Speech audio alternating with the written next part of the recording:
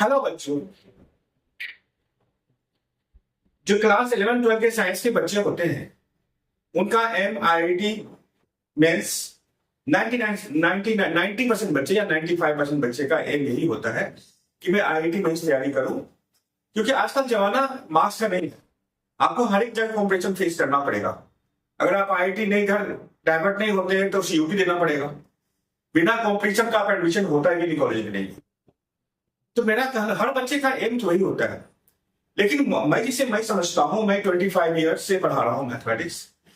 मेरा बच्चा भी बहुत पढ़ाया हुआ IIT मेंस निकाला है। मैं देखा हूं कि बच्चे का कैसे प्रिपरेशन बच्चा ने किया है।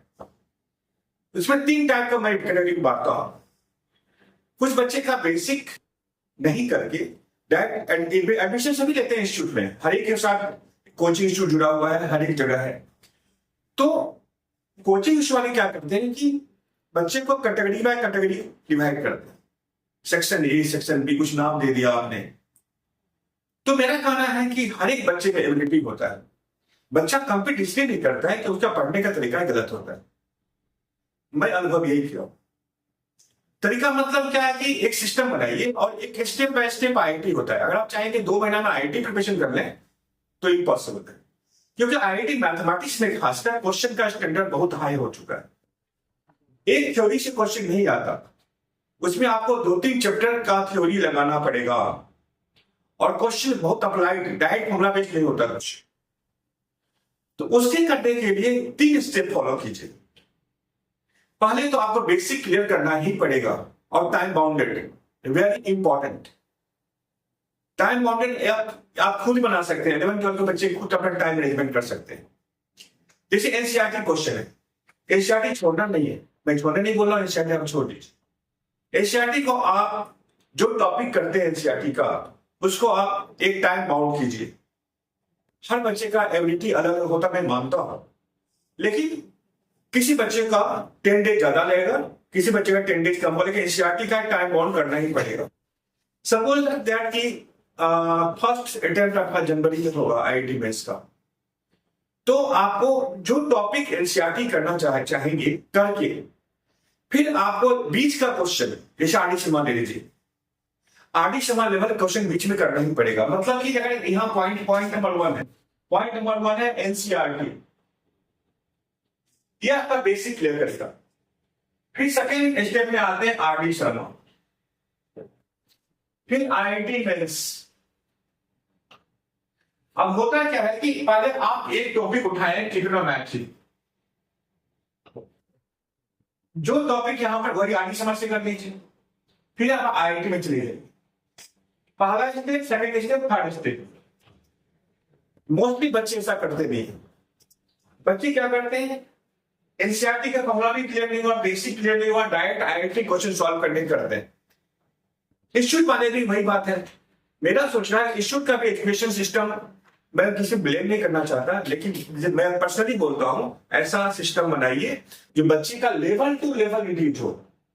जैसे NCERT हुआ, एक टाइम बॉन्ड है, आपको जैसे ट्रिग्नोमेट्री देते हैं, ट्रिग्नोमेट्री को आप 5 डेज में खत्म कर दीजिए। पूरा मैथमेटिक्स जो तैयारी करने का तरीका है वो टाइम बाउंडेड है। अगर आप पूरा 6 महीना आप सीबीएसई तैयारी कीजिएगा, इंजीनियरिंग नहीं हाथ पाएगा ही नहीं, मतलब ही नहीं है। आप एक टॉपिक उठाते हैं, 5 डेज में खत्म कीजिए। फिर आरडी शर्मा का क्वेश्चन 5 डेज में कर लीजिए। ये हुआ फर्स्ट बेसिक, सेकेंड बेसिक। फिर आप इंटर कीजिए IIT मेंस का क्वेश्चन। तो इसे 2 फायदे मिलेंगे। एक तो आपका सीबीएसई पूरा क्लियर हो जाएगा यहां पर। सीबीएसई के बाद फिर आप आरडी शर्मा के बीच का क्वेश्चन कर लिए। फिर बीच का क्वेश्चन करने के बाद आप जाएगा IIT मेंस की तैयारी कीजिए। उसी टॉपिक कीजिए, टॉपिक मत चेंज कीजिए।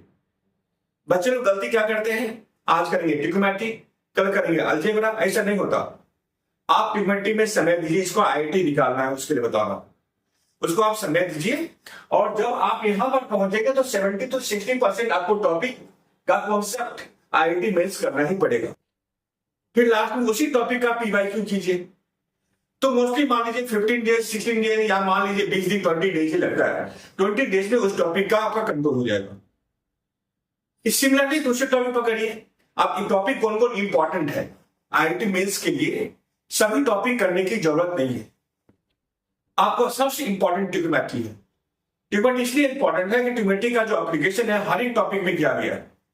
कॉम्प्लेक्स नंबर हुआ, कैलकुलस हुआ, डिफरेंशिएशन हुआ, इंटीग्रेशन हुआ, पहले आपको ट्रिग्नोमेट्री करना ही पड़ेगा। ट्रिग्नोमेट्री का आपने छोड़ दिया तो कॉम्प्लेक्स में जो ट्रिग्नोमेट्री यूज किया हुआ वहां दिक्कत आ जाएगी, आपको इंटीग्रेशन में दिक्कत आ जाएगी। इसलिए पहले अगर मैं स्टार्ट करूंगा क्लास यहां पर, अब मैं आईआईटी मेंस क्लास स्टार्ट करने वाला हूं वीडियो, पहले मैं क्या करूंगा, ट्रिग्नोमेट्री ही शुरू करूंगा। इसके बाद क्या होगा, स्टेप बाय स्टेप करने के बाद इसी तरह से आपको 100% टॉपिक नहीं करना है। 25 क्वेश्चन आता है आईआईटी मेंस में, आपको तैयारी करना है मात्र 20 क्वेश्चन का। 10 क्वेश्चन आप बना दीजिए, आपका 95% आ जाएगा। 95 से ज्यादा 98 भी आ सकता है, वो वेरिएशन होता है ईयर टू ईयर। अगर आप 12 क्वेश्चन करते हैं 25 में तो आपका 99% आएगा। तो इस तरह से टॉपिक तैयारी करना, आईआईटी मेंस क्लिक करना है। तो लास्ट में बोलना चाहूंगा कि उस टॉपिक का डेप्थ चाहिए, depth is very important and give time 5 days 6 days, जब तक आपका तीनों लेयर खत्म नहीं हो जाए। Layer number first NCERT, then go to the second layer RD Sharma, between there and go to the IIT mains. अगर आप ऐसे तैयारी करते हैं तो आपका बेसिक इतना स्ट्रॉन्ग हो जाएगा कि आप, क्योंकि आईआईटी मेंस में क्वेश्चन रिपीट होता ही नहीं है, सब अनसीन क्वेश्चन होता है। तो आपको जब तक दिमाग डेवलप नहीं होगा तब तक सोच ही नहीं पाइएगा। और साथ में थ्योरी का डेरिवेशन, जितने फॉर्मूला है आपको बार बार देखना पड़ेगा। लास्ट बोलना ये चाहूंगा, जैसे हम गाड़ी चलाते हैं, मान लीजिए मार्केट में कार चलाते हैं, कार ड्राइव करते हैं, हमारे आंख के सामने 100 आदमी का चेहरा आता है, मिनिमम 100-200 का। घर आते ही एक आदमी का चेहरा याद नहीं होता, स्ट्रगल रहता है। सोचिए करें, गाड़ी चलाए, देखिए आदमी चेहरा आता है सामने, किसी का चेहरा याद होता है? नहीं होता है। अब बार बार उसी आदमी को देखिएगा ना, अगर दिमाग आदमी सेट हो जाएगा। यही बात यहाँ होता है इंजीनियरिंग मैथमेटिक्स में होता है। क्या आप मैथमेटिक्स को, आपको रिवीजन 10 मिनट आपको पर डे निकालना होगा, जो पढ़ा उसको रिवाइज करके, रिवाइज मतलब क्वेश्चन नहीं, फॉर्मूला रिवाइज कीजिए छोड़ दीजिए, रिवाइज कीजिए छोड़ दीजिए, इससे उस टॉपिक का कंट्रोल आपका पूरा आएगा। तो मैं शुरू करूंगा ट्रिग्नोमेट्री, नेक्स्ट वीडियो में शुरू करने वाला हूं।